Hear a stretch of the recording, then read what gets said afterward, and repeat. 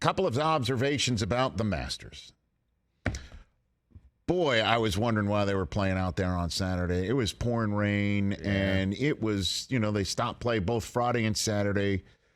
It's obvious they wanted no part of playing today. They wanted no part of playing Monday. Otherwise,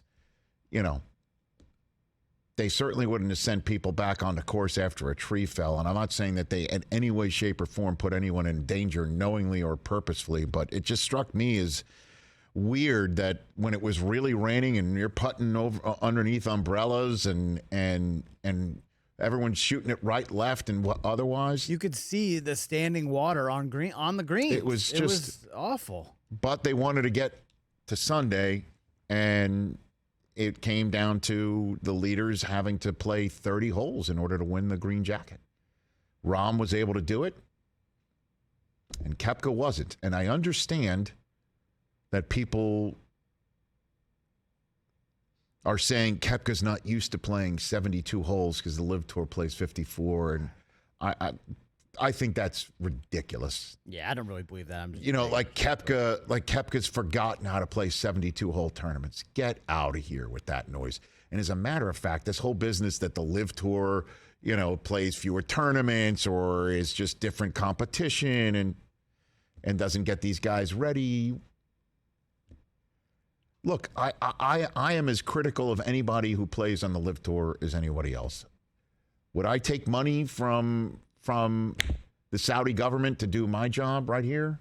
No. It's not like they're offering me any money anyway. They didn't reach out to me to be their broadcaster. I was thrilled that Barkley didn't take that money.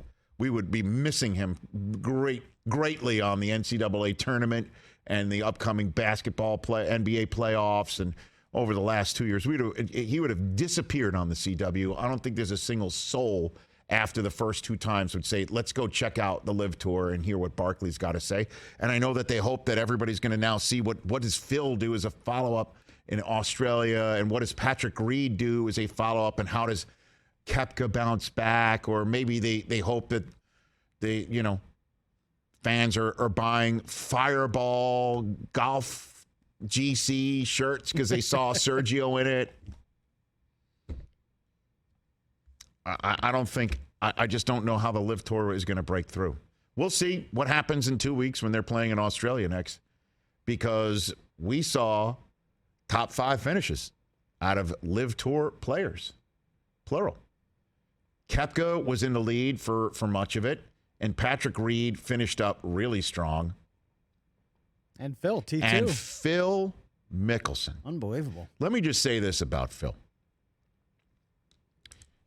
If you had told me, first of all, he showed up looking great. I don't know is he on Ozempic? Is he on a plan? I don't know, whatever he's on. But he showed up looking fit and trim.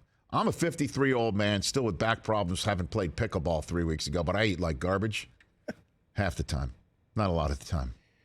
I'm saying that now. I'm backing up just in case Susie's listening and watching right now. No. Quick I'm for effect. For effect. But Phil, if you had told me, if anybody had told any of us 15, 20 years ago that in the 2023 Masters, one guy would withdraw, one guy would finish second after shooting 65 in the final round, Tiger or Phil, who would you choose? Oh, yeah. Please, end of story, right? Yeah. Tiger showing up all yoked up because he trained with a Navy SEAL or whatever, yep. and Phil with the dad bod in his late 30s, and you got to give it up. I know what he did, what he said, what he's done. The guy showed up at age 52 at the Masters and shot a final round 65, the best final round of his life, his best round since 96, period. Mm-hmm. And he just was terrific. He was dialing it in. He was making putts. He was firing darts. Age 52. He set the record for highest finish, oldest player to finish that high ever. There were only 4 rounds of 65 the whole tournament. Rahm and Koepka both did it in round 1. So did Victor Hovland. And then Phil on Sunday. This guy's been hot garbage for the better part of a year.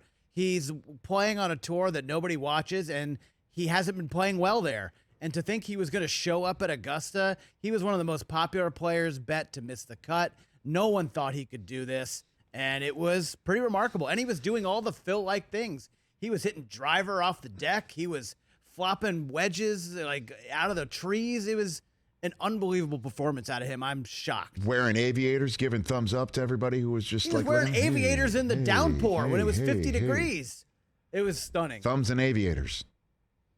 And Tiger withdrew, and I've never, as he should have. I've never really. felt as old as I have watching Tiger Woods withdraw with an injury, and hopefully He was limping pretty bad on was terrible. Saturday. It was rough to it was watch. awful to watch. Yeah. It was awful to watch. And Phil not only makes the cut, he damn near wins the tournament. I mean, he was the low man in the clubhouse. At 5:17 Eastern Time on a Masters Sunday, he was the leader in the clubhouse. Yeah. Wild. It's just that Rahm kept making putts and kept on making shots, and he was unbelievable. Catch the Rich Eisen Show every single day on the Roku channel, 12 to 3 Eastern, for free.